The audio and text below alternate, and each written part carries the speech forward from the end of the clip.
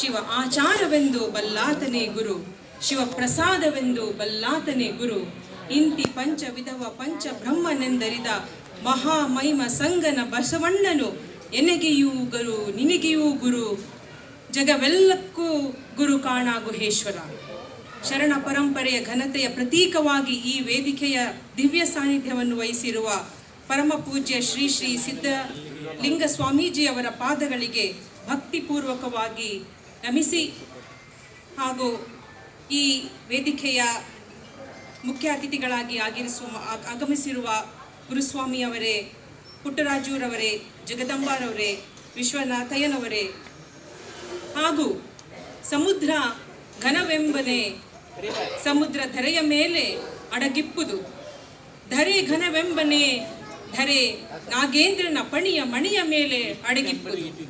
ನಾಗೇಂದ್ರ ಘನವೆಂಬನೆ ನಾಗೇಂದ್ರ ಪಾರ್ವತಿಯ ಕಿರು ಕುಣಿಕೆಯ ಮುದ್ರಿಕೆಯಾಗಿಪ್ಪುದು. ಪಾರ್ವತಿ ಘನವೆಂಬನೆ ಪಾರ್ವತಿ ಪರಶಿವನ ಅರ್ಧಾಂಗಿಯಾಗಿಪ್ಪಳು. ಪರಶಿವ ಘನವೆಂಬನೆ ಪರಶಿವ ನಮ್ಮ ಶರಣನ ಹೃದಯದ ಕೊನೆಯ ಮೊನೆಯ ಮೇಲೆ ಅಡಗಿಪ್ಪನು. ಆದ್ದರಿಂದ ಶರಣ ಘನ ಅಂತಹ ಮಹಾಶರಣರಾದ ಶ್ರೀ ಅರವಿಂದ ಜತ್ತಿಯವರೇ, ಕಲ್ಲೇಶ್ರವರೇ, ಶ್ರೀ ತಿಪ್ಪೇಶ್ವರಪ್ಪನವರೇ, ವೇದಿಕೆಯ ಮೇಲೆ ಹಾಗೂ ವೇದಿಕೆಯ ಮುಂಭಾಗದಲ್ಲಿ ಆಸೀನರಾಗಿರುವ ಗಣ್ಯ ಮಹೋದಯರೇ, ಗುರು ಹಿರಿಯರೇ, ಶರಣ ಶರಣೆಯರೇ, ತಮ್ಮೆಲ್ಲರಿಗೂ ನನ್ನ ಶರಣು ಶರಣಾರ್ಥಿಗಳು. ಈ ಸಮಾರಂಭದಲ್ಲಿ ಉಪಸ್ಥಿತರಿರುವ ನನ್ನ ಪೂಜ್ಯ ದೇವರ ಸಮಾನರಾದ ತಂದೆ ತಾಯಿಯವರಾದ ನಾಗರಾಜಪ್ಪ, ಶ್ರೀಮತಿ ನಾಗಮಣಿಯವರ ಪಾದಗಳಲ್ಲಿ ನಮಿಸುತ್ತಾ ನನ್ನ ಎರಡು ಮಾತುಗಳನ್ನ ಹೇಳಲು ಇಚ್ಛಿಸ್ತೇನೆ. ಒಬ್ಬ ಸೈಂಟಿಸ್ಟ್ಗೆ ನೋಬೆಲ್ ಪ್ರಶಸ್ತಿ ಬಂದರೆ ಅದೇ ಎಲ್ಲದಕ್ಕಿಂತ ಅತ್ಯಂತ ದೊಡ್ಡ ಪ್ರಶಸ್ತಿ. ಒಬ್ಬ ಆ್ಯಕ್ಟರ್ಗೆ ಆಸ್ಕರ್ ಅವಾರ್ಡ್ ಇರ್ಬೋದು, ಒಬ್ಬ ಸಿಂಗರ್ಗೆ ಗ್ರಾಮೀಸ್ ಇರ್ಬೋದು. ಅದೇ ಥರ ನನಗೆ ಒಂದು ದೊಡ್ಡ ಪ್ರಶಸ್ತಿ ಸ್ವಾಮೀಜಿಯವರು ನನಗೆ ತುಮಕೂರು ಮಠದಿಂದ ಸಿದ್ಧಗಂಗಾ ಶ್ರೀಗಳನ್ನ ಚೆನ್ನೈ ರೇಲಾ ಹಾಸ್ಪಿಟ್ಲ್ ತನಕ ನನ್ನ ನಡೆದಾಡುವ ದೇವರನ್ನ ಹಾರಾಡುವಿಕೆ ಮೂಲಕ, ಏರ್ ಆಂಬ್ಯುಲೆನ್ಸ್ ಮೂಲಕ ಜೋಪಾನವಾಗಿ ತಲುಪಿಸಿ ಕರ್ಕೊಂಬಂದ ಒಂದು ದೊಡ್ಡ ಬಹುಮಾನ ಅಂದು ಸ್ವಾಮೀಜಿಯವರು ಕೊಟ್ಟರು, ಇಂದು ಪ್ರಶಸ್ತಿ ಕೊಟ್ಟರು. ಏಪ್ರಿಲ್ 23 ನಂದು ಏರ್ ಆಂಬ್ಯುಲೆನ್ಸ್ ಸೇವೆ ಹೇಗೆ ಮಾಡ್ತೀವಿ ಅನ್ನೋದನ್ನು ಸ್ವಲ್ಪ ಪರಿಚಯ ಮಾಡಿಕೊಡ್ತೀವಿ. 1 ವರ್ಷದಿಂದ ಒಬ್ಬ ವೈದ್ಯ, ಅಂದರೆ ಅವನು ವೈಲ್ಡ್ ಲೈಫ್ ಡಾಕ್ಟರ್ ವಿನಯ್ ಅಂತ ಶಿವಮೊಗ್ಗದವರು, ಒಂದು ಆನೆಯನ್ನು ಹಿಡಿಬೇಕು. ವೈಲ್ಡ್ ಎಲಿಫೆಂಟ್, ಅದು ಕಾಲೇಜ್ ಸ್ಟೂಡೆಂಟ್ಸ್ನ ಕೊಂದಾಕಿತ್ತು. ಅವನ್ನ ಕ್ಯಾಪ್ಚರ್ ಮಾಡಿ ಆನೆನ ಆಗ್ತಿರೋ ಅಪಘಾತಗಳನ್ನ ತಪ್ಪಿಸಿ ಅಂತ ಡಿಸ್ಟ್ರಿಕ್ಟ್ ಅಡ್ಮಿನಿಸ್ಟ್ರೇಷನಿಂದ ಅವರಿಗೆ ಒಂದು ಇನ್ಸ್ಟ್ರಕ್ಷನ್ ಬರುತ್ತೆ. ಸಾಮಾನ್ಯವಾಗಿ ಅವರು ಇಂಥ ಕಾರ್ಯಗಳಿಗೆ ಹೋಗ್ಬೇಕಿದ್ರೆ ಇನ್ನೊಂದು ಆನೆ ಮೇಲೆ, ಟ್ರೈನ್ಡ್ ಎಲಿಫೆಂಟ್ ಮೇಲೆ ಹೋಗಿ ಮಾಹೋತ್ಗಳ ಜೊತೆ ಹೋಗಿ ಈ ವೈಲ್ಡ್ ಎಲಿಫೆಂಟ್ಗಳನ್ನ ಕ್ಯಾಪ್ಚರ್ ಮಾಡ್ತಾರೆ. ಆದರೆ ಅಂದು ಈ 2 ಮಕ್ಕಳು ಸತ್ತಿದ್ದ ಒಂದು ಸಿಚುವೇಶನ್ ಇದ್ದ ಕಾರಣ ಡಿಸ್ಟ್ರಿಕ್ಟ್ ಅಡ್ಮಿನಿಸ್ಟ್ರೇಷನ್ ಪ್ರೆಷರಿಗೆ ಬಂದು ತಮ್ಮ 2 ಸಹಾಯಕರೊಂದಿಗೆ ಕಾಡಿನೊಳಗಡೆ ನುಗ್ತಾರೆ. ಈ ಎಲಿಫೆಂಟ್ ಒಂದು ಸ್ಪಾಟ್ ಆಗಿದೆ, ಬೇಗ ಬನ್ನಿ ಅಂತ. ಅಲ್ಲಿ ಹೋಗಿದ ಕ್ಷಣದಲ್ಲಿ ಅವ್ರ ಗನ್ನ ಅವರು ಲೋಡ್ ಮಾಡ್ಕೊಳ್ತಾ ಇರೋ ಸಮಯದಲ್ಲಿ ಈ ಎಲಿಫೆಂಟ್ ಈ ಆನೆ ಸ್ಟ್ರೈಟ್ ಹೆಡ್ ಆನ್ ಚಾರ್ಜ್ ಮಾಡುತ್ತೆ. ಚಾರ್ಜ್ ಮಾಡಿ ಅವರಿಗೆ ನೆಲದ ಮೇಲೆ ಹಾಕಿ ತುಳಿಯುತ್ತೆ. ತಮಗೆ ಗೊತ್ತಿರ್ಬೋದು ಒಂದು ಆನೆ ತುಳಿದ್ರೆ ಏನಾಗ್ಬೋದು ಅಂತ. ಅಂಥ ಸಮಯದಲ್ಲಿ ಅವರಿಗೆ ಪೂರ್ತಿ ಅವ್ರದ್ದು ಲಂಗ್ಸ್ ಏನಿದೆ, ಶ್ವಾಸಕೋಶ ಏನಿದೆ, ಹಾರ್ಟ್ ಇದೆ, ಬೋನ್ಗಳಿದೆ, ಹಿಂದ್ಗಡೆ ಸ್ಪೈನ್ ಇದೆ, ಪ್ರತಿಯೊಂದು ಕೂಡ ನುಚ್ಚುನೂರಾಗುತ್ತೆ. ಅವ್ರನ್ನ ಶಿವಮೊಗ್ಗ ಒಂದು ಆಸ್ಪತ್ರೆಗೆ ಕರ್ಕೊಂಡು ಹೋಗ್ತಾರೆ, ನಂಜಪ್ಪ ಹಾಸ್ಪಿಟಲ್ ಅಂತ. ನಮಗೆ ಫಾರೆಸ್ಟ್ ಡಿಪಾರ್ಟ್ಮೆಂಟಿಂದ ಕಾಲ್ ಬರುತ್ತೆ, ಡಾಕ್ಟರ್ ಶಾಲಿನಿ ಇವ್ರನ್ನ ಮಣಿಪಾಲ್ ಹಾಸ್ಪಿಟ್ಲಿಗೆ ಹೆಚ್ಚಿನ ಇದಕ್ಕೆ ಕರ್ಕೊಂಡು ಬರಬೇಕು ಅಂತ. ಈ ಆನೆ ತುಳಿದ ಒಬ್ಬ ಮನುಷ್ಯ ಬದುಕ್ತಾನೋ ಇಲ್ವೋ ಅನ್ನೋದೇ ದೊಡ್ಡ ಪ್ರಶ್ನೆ. ಅಂಥ ಸಮಯದಲ್ಲಿ ಈ ಕಾಲ್ ಬಂದಾಗ ಇಂಥ ದೊಡ್ಡ ಒಂದು ಜವಾಬ್ದಾರಿ ನಮ್ಮ ಐಕ್ಯಾಟ್ ಏರ್ ಆಂಬ್ಯುಲೆನ್ಸ್ ಸಂಸ್ಥೆ ಮೇಲೆ ಬರುತ್ತೆ.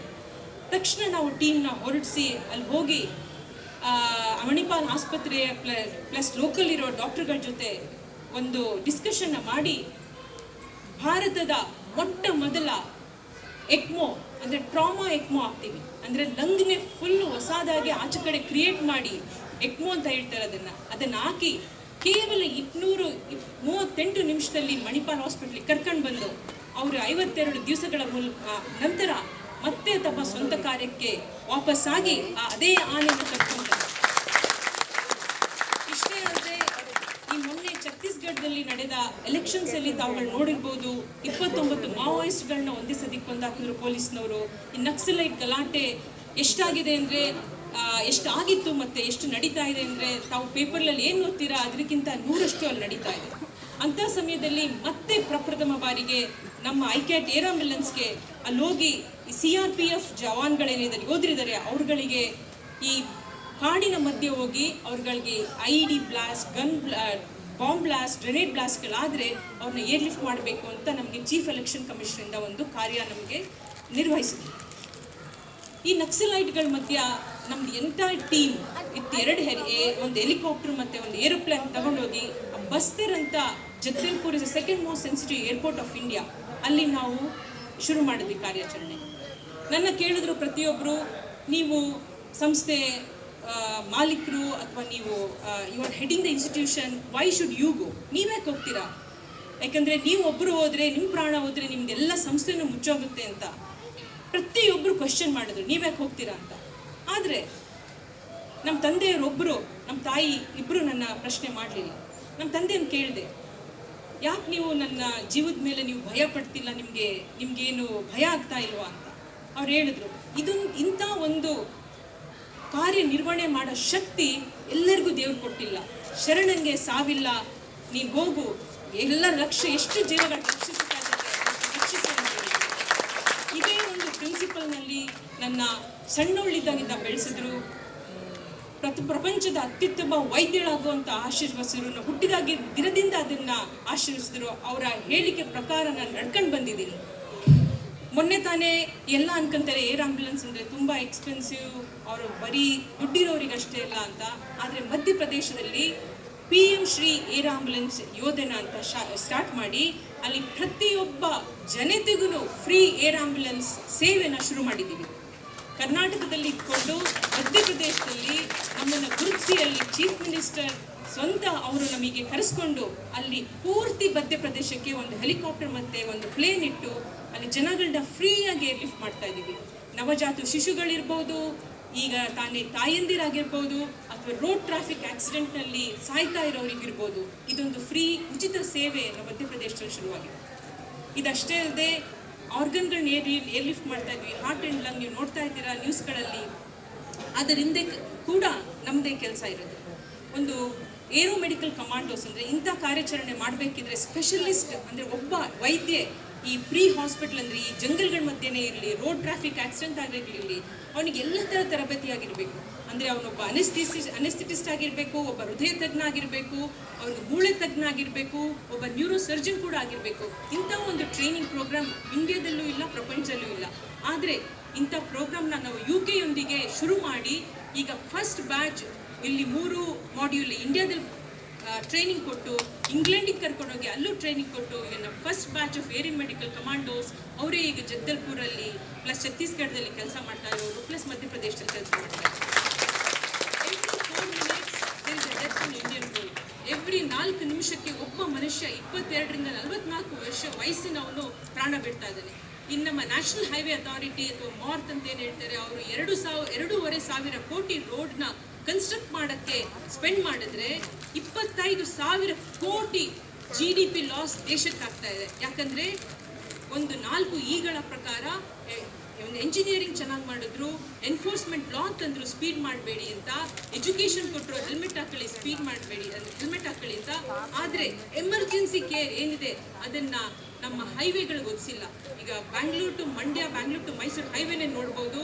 ಅಲ್ಲಿ ಎಷ್ಟು ಜನ ವಾರಕ್ಕೆ ಎಷ್ಟು ಜನ ಸಾಯ್ತಾ ಇದ್ದಾರೆ ಅಂತ ಲೆಕ್ಕಗಳು ನೋಡಿದ್ರೆ ಅದರಿಂದ ಆಗ್ತಾ ಇರೋ ದೇಶಕ್ಕೆ ಪರಿಣಾಮ, ಅವ್ರ ಮಕ್ಕಳಿಗೆ, ಅವ್ರ ಮೊಮ್ಮಕ್ಕಳಿಗೆ, ಅವ್ರ ಅಕ್ಕ ತಂಗಿಯರಿಗೆ ಆಗ್ತಿರೋ ಲಾಸ್ನ ನೋಡಿದ್ರೆ ದೇಶಕ್ಕೆ ದೊಡ್ಡ ಅಪಾಯಕಾರಿ ಒಂದು ಪರಿಣಾಮ ಆಗ್ತಾ ಇದೆ ಇದೇ ಒಂದು ಒಳ್ಳೆ ಇನ್ಫ್ರಾಸ್ಟ್ರಕ್ಚರ್ ಡೆವಲಪ್ಮೆಂಟ್ನಿಂದ. ಅಷ್ಟೇ ಅಲ್ಲದೆ ನಮ್ಮದು ಐಕ್ಯಾಟ್ ಫೌಂಡೇಶನ್ನಿಂದ ಕೂಡ ನಾವು ಇದರ ಚೇರ್ಪರ್ಸನ್ ನಾನಾಗಿರ್ತೀವಿ. 48,000 ಜನಕ್ಕೆ ನಾವು ಫ್ರೀ ಬೇಸಿಕ್ ಲೈಫ್ ಸಪೋರ್ಟ್, ಈಗ ಪುನೀತ್ ರಾಜ್ಕುಮಾರ್ ಇರ್ಬೋದು, ಒಬ್ಬ ದೊಡ್ಡ ಸಿಂಗರ್ಗಳಿರ್ಬೋದು, ಅಥವಾ ಫುಟ್ಬಾಲ್ ಪ್ಲೇಯರ್ಸ್ ಇರ್ಬೋದು, ಕುಸ್ತು ಬಿದ್ದು ಸಾಯ್ತಾ ಇದ್ದಾರೆ. ಅಂಥ ಸಮಯದಲ್ಲಿ ಹೇಗೆ CPR ಮಾಡಿ ಅವರಿಗೆ ವಾಪಸ್ಸು ಜೀವ ಕೊಡಬೇಕು ಅನ್ನೋದನ್ನು ನಾವು 48,000 ಜನಗಳಿಗೆ ಫ್ರೀಯಾಗಿ ಇದುವರೆಗೂ ತರಬೇತಿ ಕೊಟ್ಟಿರೋದಲ್ಲದೆ entire Bangalore police including traffic police today is trained in CPR. I am extremely ಈ ನನ್ನ 4 ಮಾತು ಹೇಳಲಿಕ್ಕೆ ತಾವು ಬಹಳ ಪೇಷನ್ಸಿಂದ ನನ್ನ ಕೇಳಿದ್ರಿ. ಇಂಥ ಒಂದು ನನಗೆ ಅರವಿಂದ್ ಜತ್ತಿಯವರ ಪಕ್ಕ ಕೂಡಿಸಿ ಅವರ ಸಮಾನಕ್ಕೊಂದು ನನಗೆ ಅಕ್ಕ ಮಹಾದೇವಿಯವರ ಒಂದು ಪ್ರಶಸ್ತಿ ಕೊಟ್ರಿ. ಅಕ್ಕ ಹೇಳ್ತಾಳೆ ಹೂವ ತರುವೆನಯ್ಯ ಹುಲ್ಲು ತರುವನವ ನಾನು ಅಂತ. ನಮ್ಮ ತಂದೆಯವರು ತುಂಬ ಚೆನ್ನಾಗಿ ಹೇಳ್ಕೊಟ್ರು. ಅದು ನನ್ನ ತುಂಬ ಸಣ್ಣ ಸರಳವಾಗಿ ಹೇಳಿದೆ. ಅಂದರೆ ನಾನು ನನ್ನ ದೇಶಕ್ಕೆ, ನನ್ನ ಜನತೆಗೆ, ನನ್ನ ತಂದೆ ತಾಯಿಗಳಿಗೆ, ನಮ್ಮ ಸ್ವಾಮೀಜಿಯವರಿಗೆ ನನ್ನ ಒಂದು ಹೂ ತರ್ತೀನಿ, ಆದರೆ ಹುಲ್ಲು ತರೇನು ಅಂತೇಳಿ ಹೇಳಿದ್ರು. ಇಂಥ ಒಂದು ನನ್ನ ದೊಡ್ಡ ಪ್ರಶಸ್ತಿ ಕೊಟ್ಟ ವಿಶ್ವನಾಥನ್ ಅವರಿಗೆ, ಅವ್ರ ಕುಟುಂಬದವರಿಗೆ ನನ್ನ ಪ್ರಣಾಮ ತಿಳಿಸ್ತಾ ನಮ್ಮ ಶರಣ.